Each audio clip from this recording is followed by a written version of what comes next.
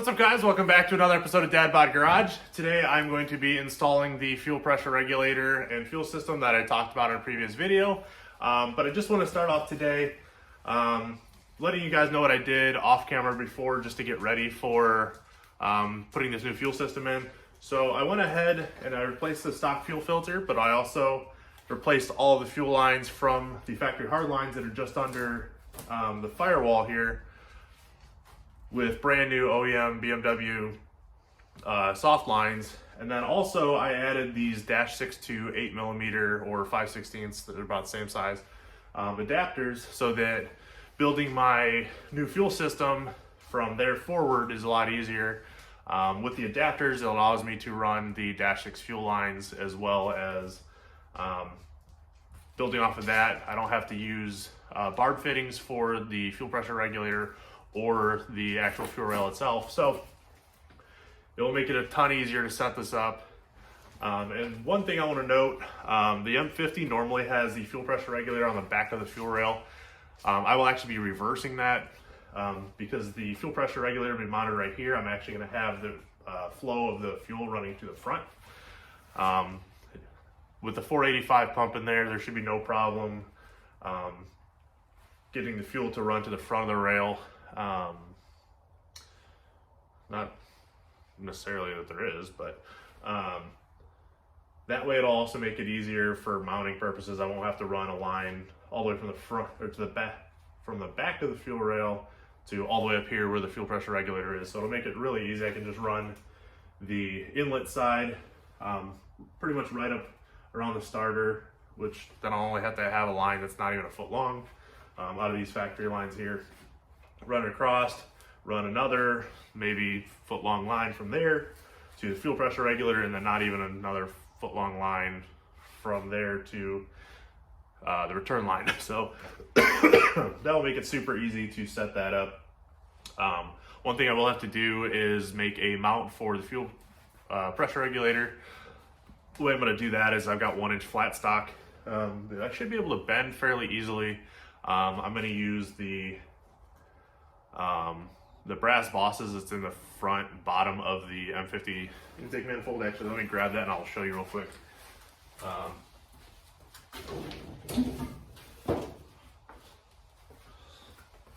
Alright, so this boss right here that's normally used for the support bracket, I'm going to try to still use that support bracket and just squeeze it between there. The flat stock that I've got is approximately about an 1/8 inch thick. So what I'm going to do is run it directly out this way, and then I'm actually going to try to twist it in the vise. I might have to use a little bit of a MAP gas torch up there to get it to soften up, and then twist it 90 degrees, and then possibly even bend the flat stock over just a little bit to get the desired location for the fuel pressure regulator. But using this location makes it super easy. I may need to string another support somewhere else if I don't decide that I like if it's flopping around at all. It shouldn't. It's pretty thick material that I'm going to be building off of, but there's just be trial and error. Worst case scenario, I can probably weld some supports into it just to kind of stiffen up the bracket, but this one location here should be plenty for holding that piece up there. So give me just a second and I will start getting stuff together and we will start building some stuff. All right, so just for the sake of knowing where all the intercooler piping and stuff is going to sit, I've put the intake manifold, throttle body, and the intercooler piping back on. Now, obviously it's not bolted in because it's falling, but so I know that there is space right here that I can put that fuel pressure regulator, and luckily the fuel pressure regulator is pretty small and compact, so it shouldn't be too hard to squeeze it in here. Go and grab it, I can kind of show you.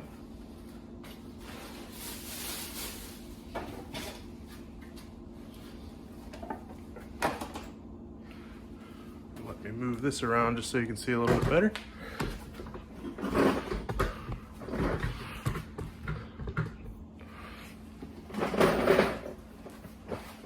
So now you can see the kind of space I'm working with right here is about where I want it to live.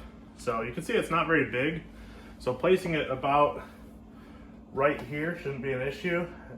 That also allows me to see the gauge down there, as well as plumb it properly, but it also gives me access to the adjustment at the top through the top. And then all the fittings are pointed the correct direction. They're not pointed in any directions where there's something there, so I can figure out how to set up all the lines as cleanly as possible. So thankfully it's a small unit, doesn't take up a lot of space, and it'll fit right there. Even with the throttle hung open, the throttle doesn't come forward at all, so I know that placing this about right there is going to work and work quite well. So I've got the flat stock right here. I'm gonna try to start bending it to get it into the shape I want. It doesn't have to be as long as I thought, so rigidity shouldn't be an issue based off the way that I want to mount it. I should be able to spin it around that bolt to get it to position this way the way I want it to. So let me grab that and I'll start bending it up. All right, so I've got it here in my vise. Don't mind the mess. I got a bunch of stuff for Black Friday and just kind of got thrown in here. Plus I was doing some stuff in the meantime, so. So what we're gonna do is I've got a pair of, not channel locks, adjustable wrench. Let me see if I can grab it and twist it. If I can, it'll be a lot easier. If not, I'll just end up heating it up and then twisting it anyways, but leave this on here a little bit. They can kind of figure out how long it needs to be and then chop it. I can probably cut it just a little bit, but I'll get to that in just a second. All right, so I've got my adjustable. I've got it in the vise probably about 1.5 inches or so, so I'm just gonna grab it as close to the, well, I'll probably go out just a little bit just because I know the twist is gonna take up some length. So I'm just gonna go ahead and twist it just like so. I'm gonna go a little bit past because it will spring back. So there we go, that's twisted. That will give me, all right, so we can put our hole right through here, and that will bolt to the bottom of the manifold. So then you have this piece that's flat that I'm gonna end up putting rib nuts in, so I don't have to nut and bolt it. It'll make it a lot easier to take in and out. But as you can see, that's twisted about 90 degrees. You can kind of see it from the end there. But then all you're gonna do is take a hole, or drill a hole here, a little bit bigger than the hole of that boss on the bottom there, and then just take your bracket for your fuel pressure regulator, figure out using the bracket, so you're gonna take it off of here, place it on here, mark out your holes, drill your holes the same way, except like in this case, you're gonna use rib nuts, so you're gonna use whatever drill bit size it recommends for that size rib nut. So give me just a second to get parts together. A little unprepared right now. Stuff is everywhere in here, including doggos. So give me just a second, get stuff together, we'll start cutting this. All right, so I ended up actually putting a slight bend in it because it is close to the throttle body. So this will actually kick it out forward away from the throttle body linkage. So I went ahead and fit it up there, checked where this is gonna go. So go right there. And that way I marked the line here. So I'm gonna cut it off right there. I'm gonna round those edges a little bit. And then I'll drill the holes in it. So.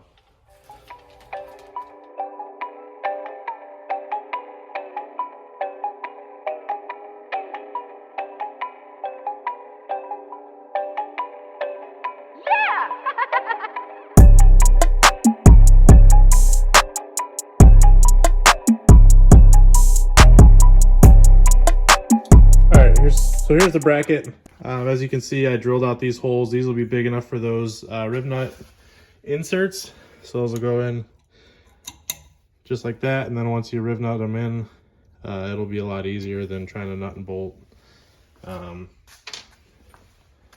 down in where that's supposed to go. So that'll make it a ton easier. But first, I am going to wipe this down with brake clean and then go ahead and put a coat of black paint on it. I'm gonna allow that to actually dry overnight, so I will not be finishing this video today, but for you, it'll just be a couple seconds. So I'm gonna go ahead and spray that real quick, and then I will see you in the morning, or well, not in the morning, but I'll see you tomorrow when it's dry, and I will continue putting this together. All right, welcome back, guys. It actually has been a couple days since I made the bracket, so it's been pretty cold and rainy here in Michigan, so it's been pretty hard for this paint to actually cure. As you can see, I've got the gauge actually installed here now. Turned out perfectly, right where I wanted it to sit. And then I started making some of the lines. So the process for these lines will actually be the same as these hoses. So I will still make the last line. I still have to make the actual feed line back there and then attach it to the feed line on the car. So I have to make that length of hose still. But I'll show you in just a second. This bracket turned out really nice, right? Like I said, right where I wanted it. And then positioned it perfectly for accessibility. So I'll show you real quickly. Let me take you off of here and get you flipped around. Maybe. All right, so here you go. So as you can see, it fits in there pretty nicely. As I was saying, I was gonna put riv nuts in there.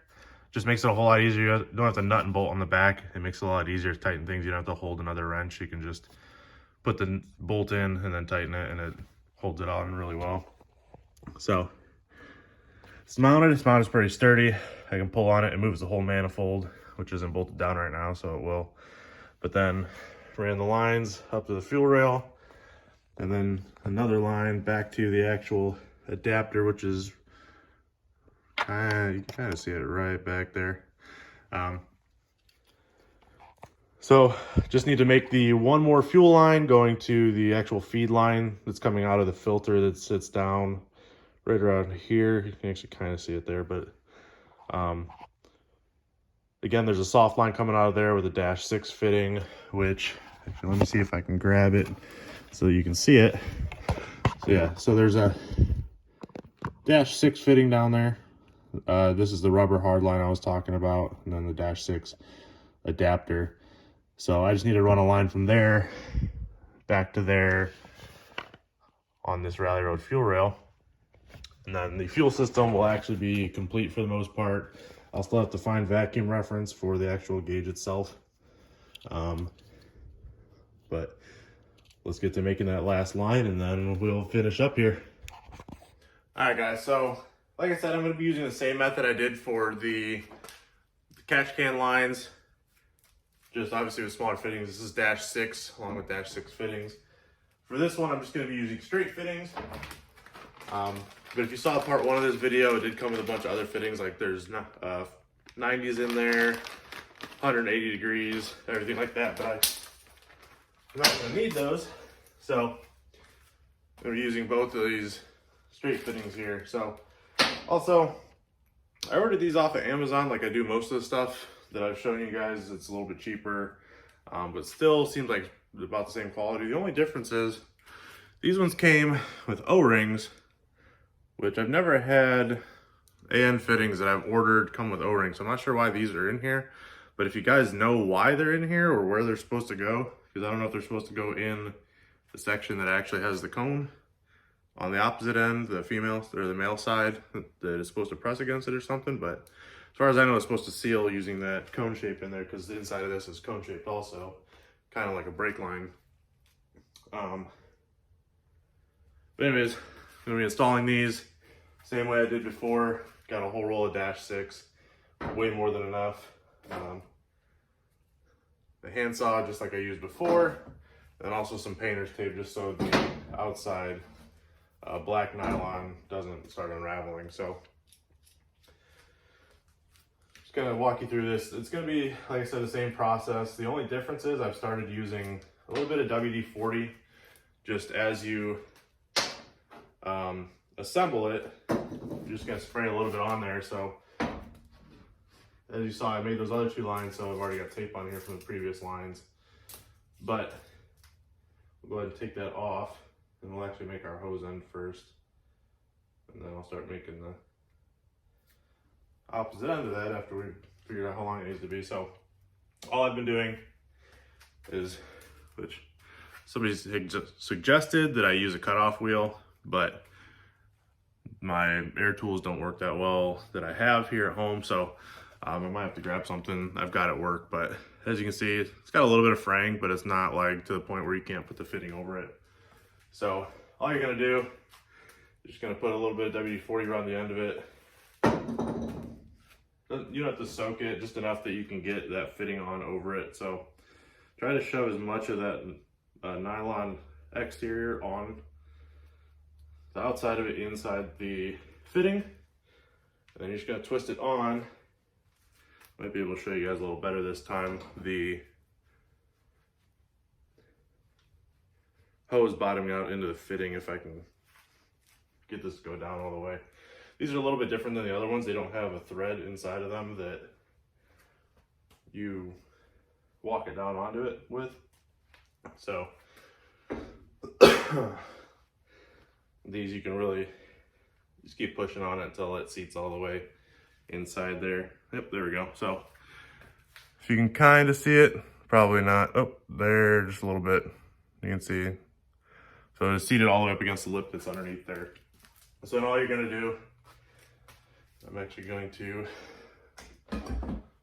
cut this real quick so I can actually lay it on the table instead of having to let it just sit dangling down there and pull it out on accident.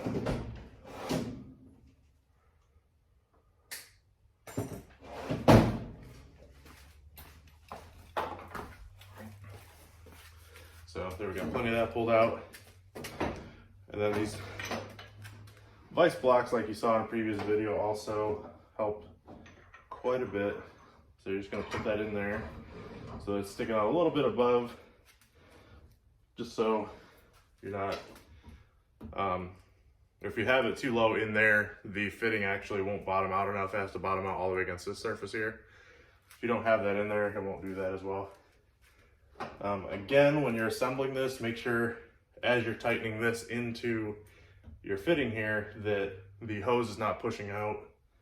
A couple ways you can do that. You can either wrap tape around it before you start screwing this into there, and then if it starts to move away, you know it's pushing it.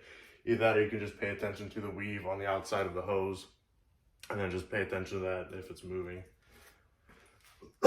Excuse me. So again, just put a little bit of WD-40 on the end of the fitting. You don't have to put a lot again, because once it's in there, it's gonna start sliding anyway. So wiggle it around a little bit just so you know it's centered. Install it by hand just like you, until you can no longer do that, which it will bottom out probably about halfway in like it just did. These are a nice adjustable wrench here. This is a specialty AN wrench, so it is made of aluminum specifically for AN fittings. So we're just gonna, again, watch your weave on the outside as you're installing this. You will see it bulge out a little bit as you go in. Slipped off the thing. So, like I said, you will see it bulge a little bit as you're going in, so come on.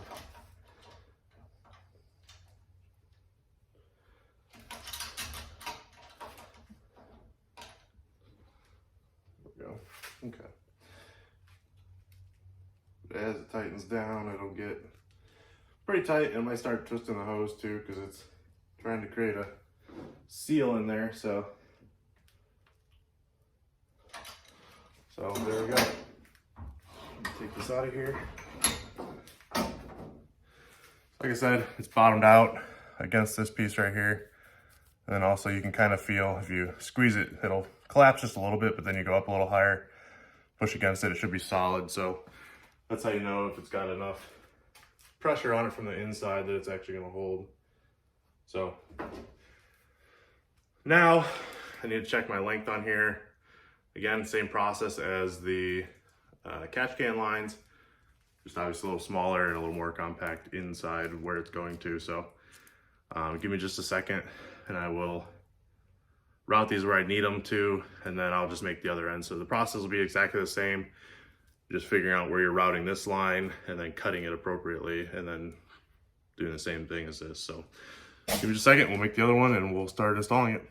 All right, so we've got all of our hoses installed now. That last one's made, it's back there, you can't see it because we've got the wire harness in the way there, and then there's a bunch of stuff in the way down here, but it is installed, linked up to that dash 6 adapter down there. But as for the fuel system, that is it for that. The only thing, like I said, I really have to do is find the boost reference for that. So other than that, we're all done with that. So let me get you flipped around real quick here. All right, so I've got a little bit more to do. As you saw, a lot of things are getting done here. So fuel system's done, most of the electrical's done. There's still small stuff with the electrical, but I'm just gonna start plugging in all this stuff that was off before, like the fuel rail or the injector wiring harness here with the Vanos plug in the front, as well as the idle air control, which I've got installed down there also. But other than that, I'm gonna keep plugging away at this. I should have another video for you probably next week. I'm gonna start on the actual cooling system here. I did fit it up the other day, but there were some issues with clearance. So those are things I'm gonna have to adapt later. So that is all I have for today, but don't forget to like, subscribe, follow us on Facebook, Dad Bod Garage, or Instagram, Dad Bod Garage Official. Other than that, you have a nice rest of the day.